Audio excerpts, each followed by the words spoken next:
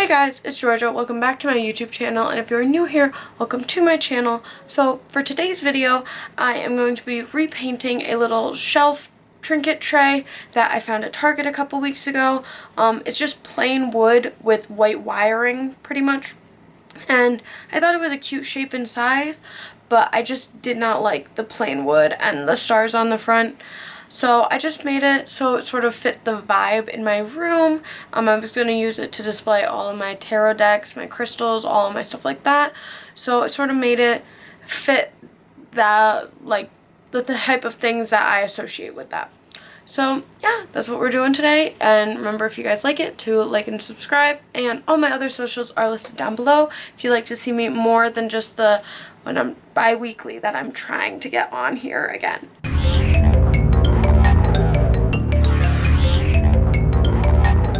Alright, so this is the little tray that I was talking about. Notice that's just sort of simple wood. I just have just the white outline for the wire, and I did like the shape and the size of it, and that it had a little depth to it, so stuff wouldn't fall off the second I put it on, but it's not so big that it's a dish. I do plan on keeping that wire part white, so the very first step is going to be to take out all those little screws and pop out the wood part. So this was really simple. I literally just unscrewed them, popped all the pieces out, and now I was ready to start decorating. Just going to start by sanding down the wood parts so that the paint can stick and applies a lot more evenly so I don't get weird globs, anything like that. Making sure I got both trays, and then after I finish sanding, I can finally start with the paint. I'm going to be doing the bottom tray first with a little peach mocha color mix to make it sort of like a foundation color, adding a little bit of light blue, some medium teal, royal blue, and this color that I thought was really pretty, just called vanilla. For this bottom tray, I'm going to be doing a little beach scene. I'm from Rhode Island, so I've grown up around the water, and it's just really calming to be able to go there when I'm having a stressful day and just like walk on the beach, look at the water, go swimming real quick. I go there with my friends a lot, so we've sort of grew up with each other around the beach. We get close on the beach, and I met one of my favorite people in the world on the beach, so it's just a really nice memory that I like to bring in to the tools I use when I'm talking to the universe. Using the light blue right next to the sand part to sort of make it look like the ocean is getting deeper. So I did light blue, then I did the medium teal. Made sure that I left some space in between because I do want to do a gradient, and that way I won't have just gradient, I will have some of the plain color. Since there is a little lip there, I am just bringing the color over to the edge to make it look like it was wrapped more than I painted each part separately. And then just doing sort of the same thing with the dark blue, bringing it down so I can start blending. This is probably what took the longest amount of time, but I think it was worth it, even though it's so simple in the end. I just think it's much prettier. I wasn't going for a super realistic look, clearly, otherwise I would have used much different colors, made sure they were all like the same hue, but I wanted to make it look slightly more flowy, if that makes sense, and less stagnant of just two colors, one for sand, one for water. After I finished doing that part of the gradient, I decided to use that vanilla color and a fan brush just to add a little bit of sea foam so it looks like the wave is crashing on the sand. Again, to give it a little bit of movement, make it not feel so stiff and just color blocked.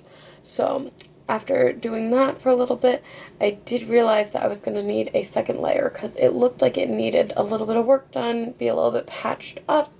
So I was just going across that, got rid of some of the seafoam because I thought it didn't really look how I pictured it to look in my head. And rather than try and fix it too much, because I did have another tray to do, I decided to just do it where the land and the sea meet. Again, trying to bring that over the edge as much as possible, which I think for the edge being a much smaller portion, it did not look bad, especially at the end, which you guys will see in a minute or so. But yeah, just making sure that I have nice full coverage, and now I'm doing the ledges. So I wanted to make sure that I covered up the star designs. I didn't really like just the stars, and again, making sure it's nice thick coverage. I didn't really want to have to repaint this part because it didn't take too long, but it's just really annoying to have to redo a gradient after I had just finished it. And again, making sure that the lines go hand in hand, because I want this to look like it was wrapped. So it was one scene that was stretched out rather than it being just multiple different parts. I'm bringing the blue over. I really like these color combinations. I thought it was very bright, cheery, and it just looks more happy in a sense than the plain wood did for me. I was trying to make sure the gradient matched up. That was probably the hardest part of this project, because the gradient I did was so random in a way. So from the angle that I was looking at, it looked like it was matching up. I'm still not sure if it 100% did, but I think it came very close, especially for me just doing it on a whim, deciding to do the gradient. I just thought that it was really pretty on the inside, and I was originally going to do a single color for each side, but I think that this was a much better idea because it makes the whole thing go together rather than a color block look, since nothing else in my room has that sort of style. Putting the dark blue on the edge was actually really satisfying. I think it's just such a different color from the wood that it automatically looked pretty when I was doing it, and it was just really nice to see the whole thing fill in as I was painting the whole thing. So again, I was just gonna finish that section, and after that I did bring seafoam over to the edges. I wanted the edges to have the same thing as the inside. I didn't want it to look like it was just two separate colors sort of mixed together. This is the final beach side, and now I'm going to be putting that side aside and starting on the top. So for the top, I'm going to be using the same palette just so I can save them, mixing the light blue and that royal blue I used to make sort of a background for a sky blue, because I'm going to do a galaxy design using a light purple, a light pink, and I just added a little bit of glitter to that vanilla color so that I can add some stars and a moon and make it look shiny. This section was much easier to do since it was smaller, but also I just did the entire thing in that deep blue. I added the pastel colors because I didn't want it to be so dark as the classic galaxy, but I did like the idea. All I knew when I originally started this was that I wanted to have a moon somewhere in it, but I didn't want to do like a sun moon thing because I wasn't sure how in-depth I could go with it, so I like to do the little slightly cartoony style of it. So for doing the galaxy design, I decided to put just sort of splotches of pink and purple, sort of made it look like I was just going to leave them there, and use a sponge brush to blend it all out. I tried to do blending a couple of weeks ago on a different project that I didn't film. I was wondering why I was so good at it a while ago, but I couldn't do it this time. It's because it is much easier to do this sort of blending, making it even out with a sponge than it is with a brush, but brushes were fine for me for gradients.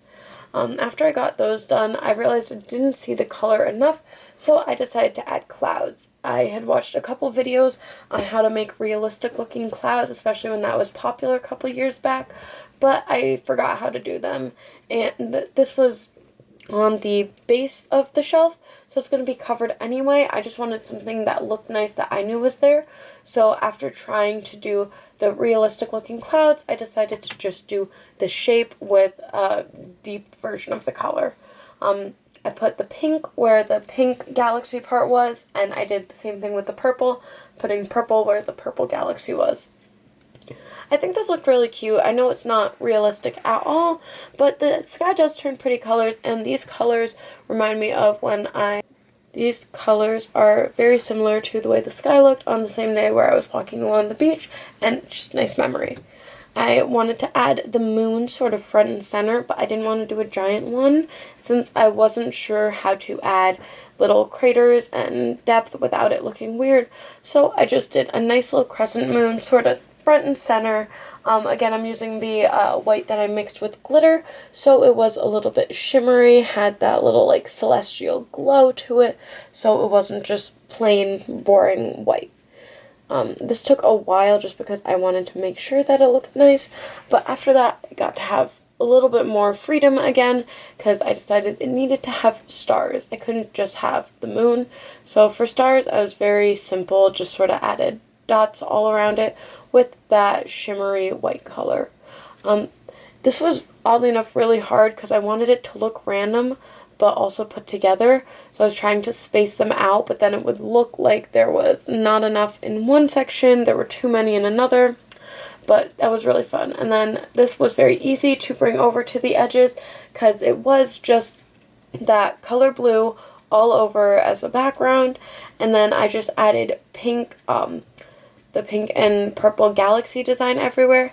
I did not bring any more clouds over to the edge because I did not want to take the time really to make teeny tiny clouds on the edges, and I didn't think they would be seen because there is the wire that it sits in, so it's not like the entire edge is going to be visible.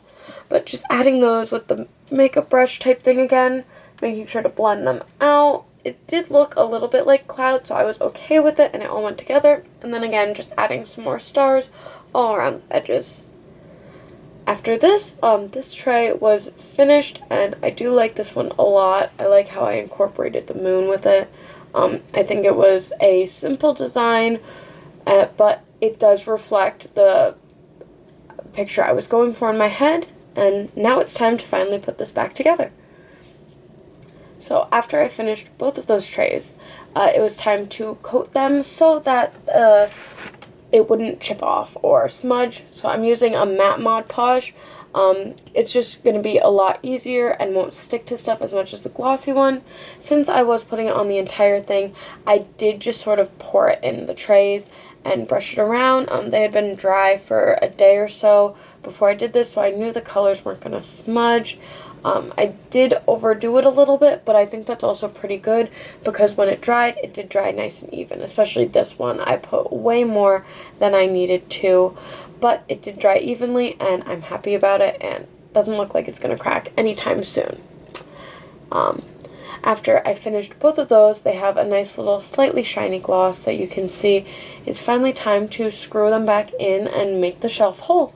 So here I am. I have my nice little tower that I did not change again. Just popping one into place, flipping it over, and putting in all of the screws again. After that one was done, popping the other one back into place, making sure it was in the right placement, right angle, and doing the same thing, just popping in all the screws at the bottom. Once that was done, the tray was all set and ready to go. I like this one a lot more. It fits the style of my room and the style of sort of what I use to manifest when I'm trying to ask questions to the universe, stuff like that. So I feel like it's going to help me a lot because they now all go together. I really do like the size of it still. I've changed it multiple times since making this video, how I have everything positioned, but I'm going to show you guys real quick how I originally organized this little trinket tray that I made here. I started by just wiping down where I was putting it. I placed it in there, and I tried to use a tray that I originally had for my crystals, but as you can see, it kept falling back and forth, adding a couple of my tarot sets, and it did not hold all of them as I expected it would, but I made this nice little display with it. I will be posting what the new display looks like down in my Instagram. Those are all linked below, and if you'd like to buy some of the items that you see in here, I will be starting to sell some items I make on my Etsy and Mercari that are also down below. So yeah, if you like it, make sure to like, subscribe, and follow for more, and you can follow all my other social medias down below. Bye!